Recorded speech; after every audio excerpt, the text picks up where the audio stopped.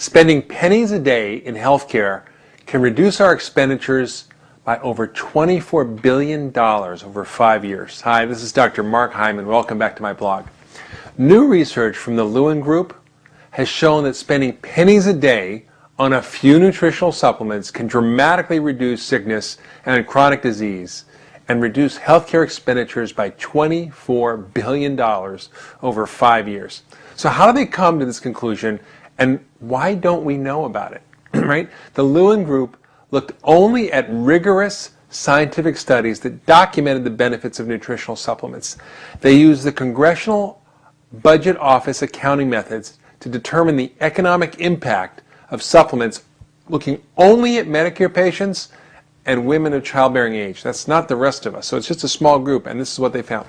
Although nutrients and nutritional therapies can help a broad range of illnesses, they only looked at 4 supplements and disease combinations because of the rigor and the validity of the scientific evidence available for those particular diseases and nutrients.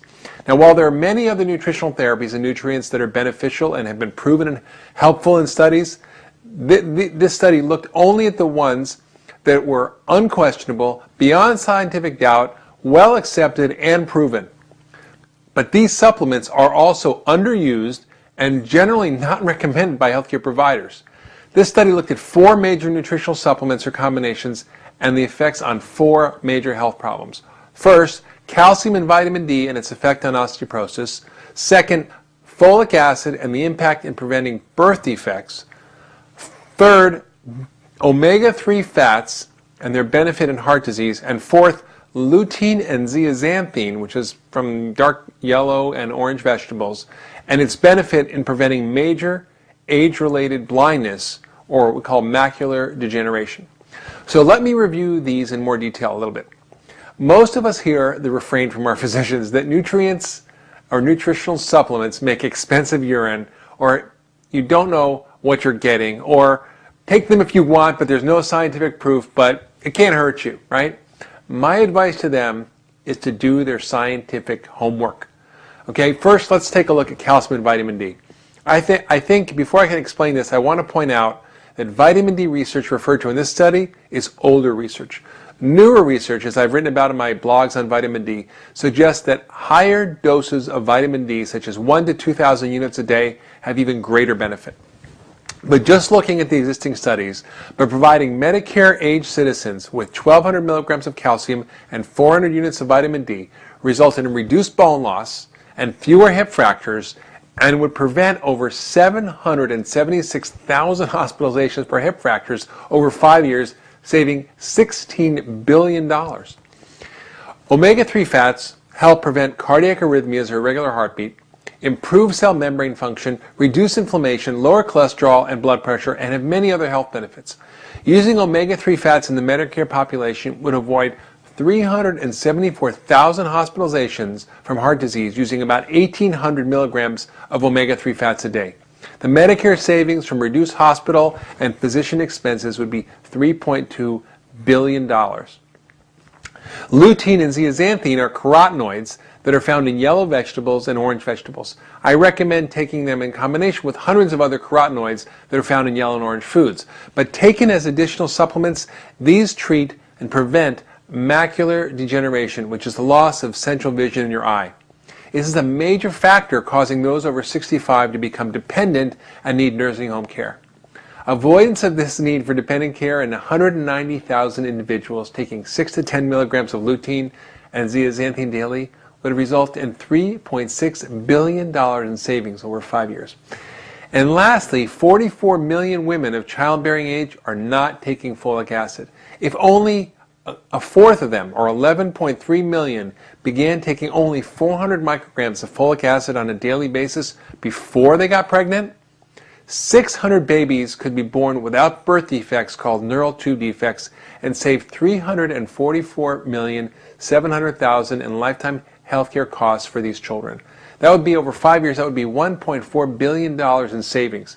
Now, taken together, these 4 simple interventions, which cost pennies a day, could produce a combined saving of $24 billion over 5 years. This doesn't even include benefits to those in the under 65 year age group or any other benefits of nutritional supplementation for improved immunity or cognitive function or mood or many other health problems. In this study, they were extremely rigorous and only looked at nutrient interventions that met 3 criteria. First, they made sure the supplement produces a physiological effect, which is shown on some biological marker they could measure, right? Bone density, for example, etc. Second, they had to ensure that a physiological effect created a change in health status. So not only did it create an effect, but it actually made you healthier. Third, they only looked at health problems where a change in health status is associated with a decrease in healthcare expenditures. So if they fixed your health, did it cost less to the society in terms of healthcare expenditures? The key concept here is that the studies by the Department of Health and Human Services on nutrition show that the typical American diet does not always provide sufficient levels of vitamins or minerals. In fact, 92% of us are deficient in one or more nutrients at the RDA level, which is the minimum amount necessary to prevent rickets or scurvy, not necessarily the amount needed for optimal health. In fact, the government nutritional guidelines ignore the fact that many Americans, because of genetic variations and unique needs, may need higher doses of vitamins and minerals than the minimum or RDA. I think that it's clear that nutrients do not make expensive urine, that due to the unfortunate evolution of our food supply, which makes available many low nutrient, high calorie foods which are highly processed, which are hybridized, genetically modified, shipped large distances, grown in nutrient depleted soils, that many of us are nutritionally depleted. These problems do not cause acute illness like rickets or scurvy, but they do cause what have been called long latency deficiency diseases that show up as things like blindness or osteoporosis or heart disease or cancer or diabetes or dementia or more. Therefore, I strongly believe, based on mounting evidence confirmed by the Journal of the American Medical Association and the New England Journal of Medicine, that every person should be taking basic supplementation. Here are the supplements I recommend for everyone. First, a high-quality multivitamin and mineral.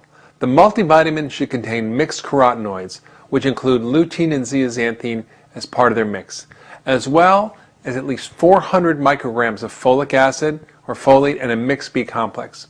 Second, you should take calcium and magnesium with at least 600 milligrams of calcium and 400 milligrams of magnesium, preferably calcium citrate or chelated versions of minerals, not calcium carbonate or magnesium oxide, which are cheap, poor quality minerals commonly used and poorly absorbed. Third, you should take vitamin D, 1,000 to 2,000 units a day for a non-vitamin D deficient person. So if you're vitamin D deficient, you might need more. And lastly, fourth, you should take omega-3 fats or EPA-DHA, 1,000 to 2,000 milligrams a day. The cost is low and the benefit is high, and the risk is pretty much non-existent for these nutritional supplements for a healthy diet. Not only will you feel better, have better immune function, improve your energy and your brain function, but you will also prevent many problems down the road. So take your nutritional supplements every day.